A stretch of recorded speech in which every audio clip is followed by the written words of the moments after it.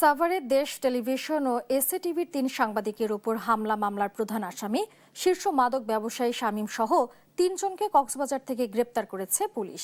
বিষয়টি নিশ্চিত করেছেন কক্সবাজার সদর থানার ভারপ্রাপ্ত কর্মকর্তা।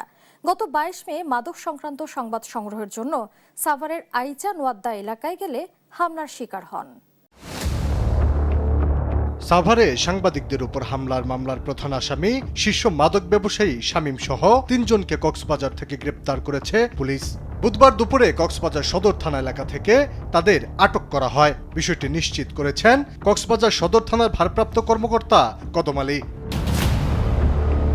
গেল ২২ মে দুপুরে মাদক সংক্রান্ত সংবাদ সংগ্রহের জন্য সাভারের আইচা নোয়াদ্দা এলাকায় যান দেশ টেলিভিশনের senior reporter Taifur Rahman Tuhin, camera person Monirul Haque Kayum এবং এসএটিভির সাংবাদিক সাদ্দাম হোসেন।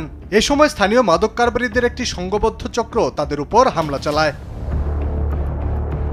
প্রত্যক্ষদর্শীদের ভাষ্য অনুযায়ী হামলাকারীরা ৩ সাংবাদিককে মারধরের পর জিম্মি অবস্থায় একটি গ্যারেজে নিয়ে যায়। সেখানেও দেশীয় অস্ত্র দিয়ে নির্যাতন চালানোর পাশাপাশি দেশ টেলিভিশনের গাড়ি ও ক্যামেরা ভাঙচুর করে ছিনিয়ে নেয় ক্যামেরা, মেমোরি কার্ড সহ বিভিন্ন সরঞ্জাম।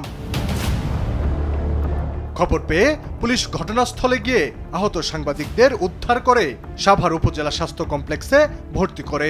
ঘটনার পর ৪ জনকে আটক করা হলেও মাদক সিন্ডিকেটের মূল হোতা শামীম সহ কয়েকজন পালিয়ে যায়। তবে তাকে গ্রেপ্তারে অভিযান অব্যাহত রাখে পুলিশ।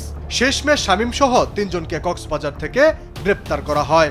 হামলায় জড়িতদের দৃষ্টান্তমূলক শাস্তি দাবি করেছেন সাংবাদিক নেতারা।